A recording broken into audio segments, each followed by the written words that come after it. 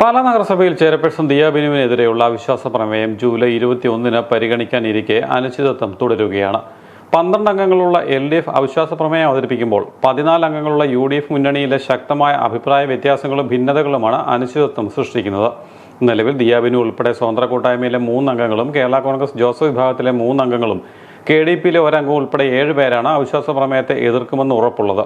അതേസമയം 6 അംഗങ്ങളുള്ള കോൺഗ്രസും സ്വതന്ത്ര അംഗവും വൈസ് ചെയർപേഴ്സണുമായ മായ രാഹുലും ചെയർപേഴ്സണെതിരെ നിലപാടെടുക്കാനുള്ള സാധ്യതകളുണ്ട്. ഇതോടെ അവിശ്വാസ പ്രമേയം പാസ്സാകാനുള്ള സാധ്യതകളും ഏറെയാണ്.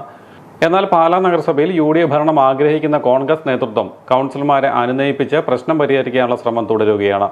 ബിജു മാത്യുവും ടോണി തൈപ്പറമ്പിലും മായ രാഹുലും ശക്തമായ നിലപാട് സ്വീകരിക്കുമ്പോൾ ഭരണപക്ഷത്തിന് ഒരു വോട്ട് എതിരായാൽ പോലും പ്രശ്നമാവുന്ന സാഹചര്യമാണുള്ളത്. UDFിലേക്ക് കടന്നുവരാൻ ആഗ്രഹിക്കുന്ന കേരള കോൺഗ്രസ് എം പുറത്തുനിന്ന് പിന്തുണച്ചാൽ ചെയർപേഴ്സൺ സ്ഥാനം നേടാൻ കഴിയുമെന്ന് വനിതാ കൗൺസിലർമാരും കണക്കുകൂട്ടുന്നു. അവിശ്വാസ പ്രമേയം പാസ്സായാൽ തുടർന്ന് സംസ്ഥാന ശ്രദ്ധ ആകർഷിക്കുന്ന പുതിയ രാഷ്ട്രീയ സാഹചര്യങ്ങൾ പാലായിലുണ്ടാവും. എന്നാൽ അവിശ്വാസ പ്രമേയത്തെ അനുകൂലിക്കുന്നത് ഇരിക്കുന്ന കൊമ്പ് മുറിക്കുന്നതിന് തുല്യമാണെന്ന് കരുതുന്ന കോൺഗ്രസ് നേതൃത്വം എടുക്കുന്ന നിലപാടുകളായിരിക്കും നഗരസഭയിൽ ഭരണ തുടർച്ചയോ ഭരണമാറ്റമോ എന്ന് തീരുമാനിക്കുന്നത്.